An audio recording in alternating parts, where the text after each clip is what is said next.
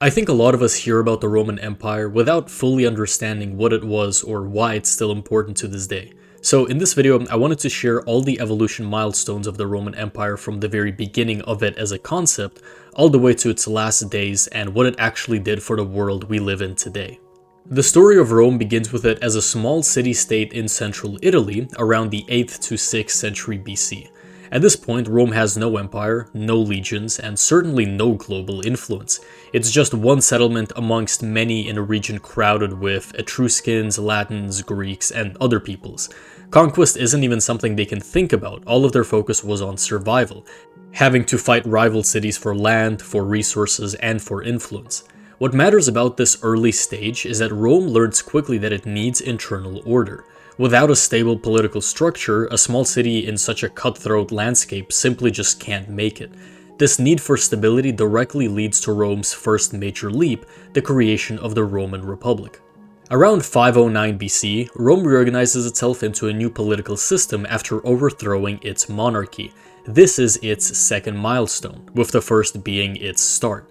The Republic is built on the idea that no single person should hold too much power. Instead, Rome is governed through a mixed system: 2 yearly consuls, a senate composed of experienced leaders, and popular assemblies that allow citizens to vote on laws and elect officials. Their goal was not democracy the way we think of it today, but to achieve a sort of perfect balance. By dividing authority, Rome creates predictable rules and reduces the chance of sudden tyranny by not putting all of its eggs in one basket. This political stability allowed Rome to function smoothly from year to year and make it more predictable and therefore more liked by its citizens. Unlike a lot of even modern cities, Rome wasn't affected by internal chaos and could use all of its resources to start looking outward, and that's exactly what it does next. Rome's third major milestone is the conquest of Italy between the 4th and 3rd centuries BC. Instead of ruling conquered people through fear alone, Rome does something unusual for its time. It integrates them. Different groups receive different levels of citizenship or allied status, but they're tied to Rome through treaties, shared military service, and economic interests.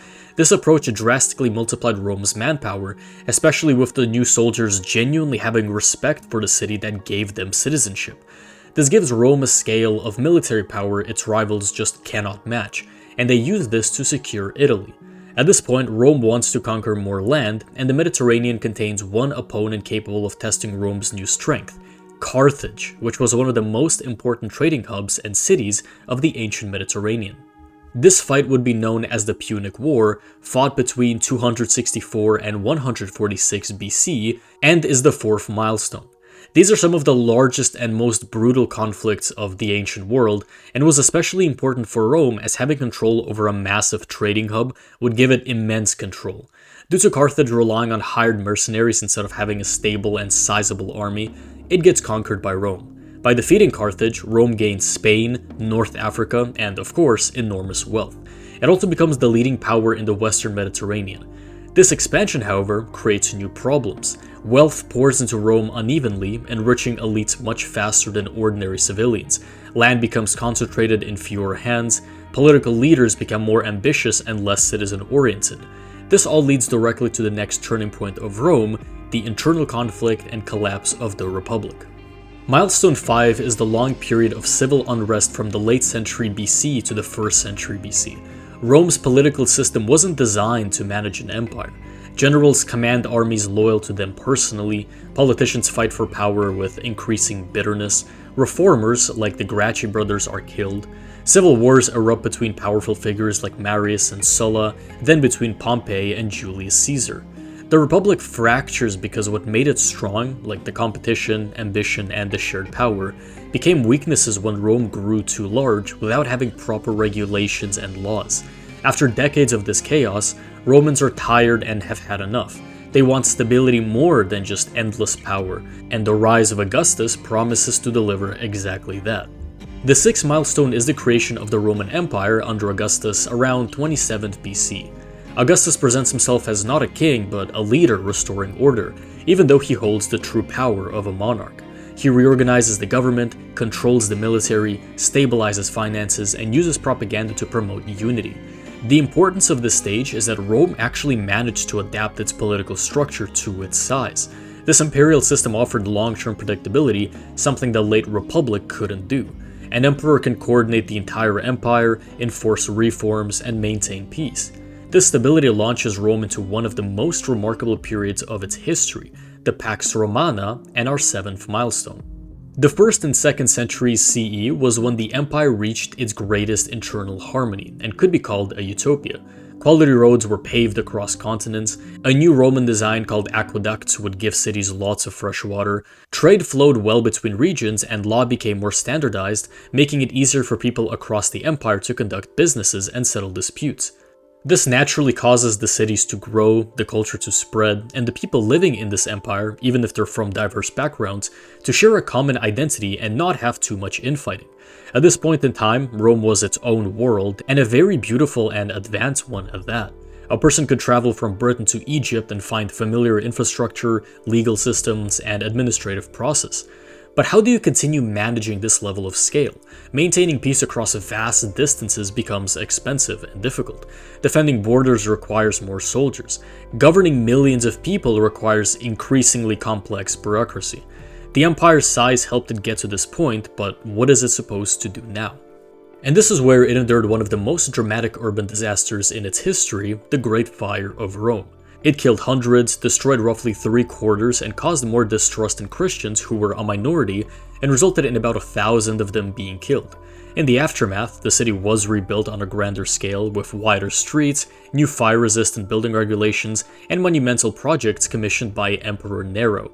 I don't necessarily consider this a milestone, but I wanted to mention this because every modern historian came to the conclusion that an accident like this was inevitable due to Rome's massive size and overall structure, and was not necessarily the fault of the emperors, something to keep in mind for later. This leads to milestone 8, when Rome reaches the peak of its territorial expansion under Emperor Trajan in the early century CE. The empire stretches farther than ever before, but expansion slows afterwards. The challenges of managing distant provinces finally begin to catch up. Communication takes weeks or months. The armies are stretched out and therefore thin and weak. Emperors must choose which frontiers to prioritize, and those decisions carry heavy consequences. This complexity doesn't immediately cause problems for the emperors, but it creates pain and pressure points that would become noticeable in the next century. So for milestone 9, let's talk about the era known as the crisis of the 3rd century and all of its economic troubles, political tensions, and military strains. This ran roughly from 235 to 284 CE. Over 50 emperors rise and fall in rapid succession. Many of them are assassinated. The empire faces invasions, rebellions, plagues, and financial breakdowns of all sorts. It's one of the most dangerous moments in Rome's history, and for a time it seems possible the empire might collapse completely. But the crisis was not the end of Rome, and instead forced it to adapt. Emperors like Aurelian began restabilizing the frontiers. And finally, an emperor by the name of Diocletian decided to reorganize the empire in 4 major ways: structured bureaucracy, new taxation systems, expanded military structures, and a more formal division of authority. This was yet another push for Rome to get into a more controlled, more centralized, and more rigid state, because division was the most of their worries.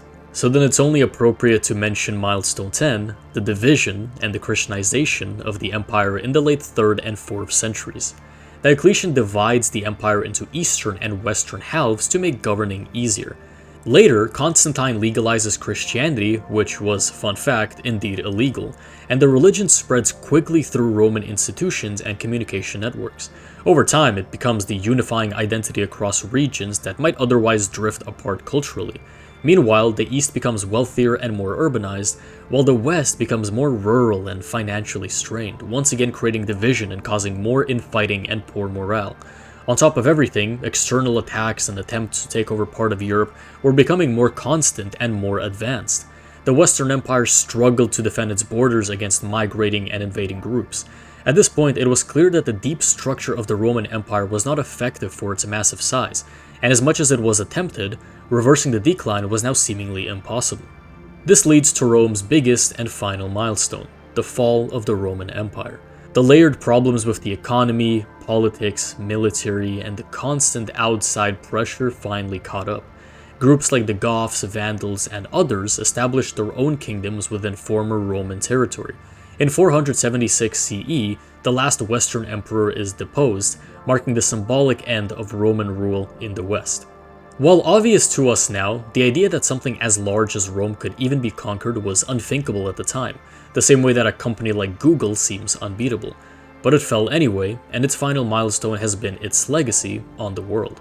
So this is a popular one, but Latin is used in a lot of modern languages like Italian, French, and Spanish. Roman contracts, property rights, and standardized procedures were very foundational for civil law traditions in much of Europe and beyond. The architecture of government buildings, with their arches, columns, and domes, used a lot of design knowledge from Roman architects. Christianity, of course, became a global religion that ended up affecting a lot of history by itself. And just in general, Rome is often referred to as the bar for what a city should be like. Since many believe that if it stayed a smaller size, it would become the safest and happiest place in the world. I'm curious if you agree, and if there's still anything the Roman Empire will end up influencing in the future, or whether the people comparing America to the Roman Empire are correct to think that it will meet a similar fate. But let me know in the comments what you think, and thank you for watching.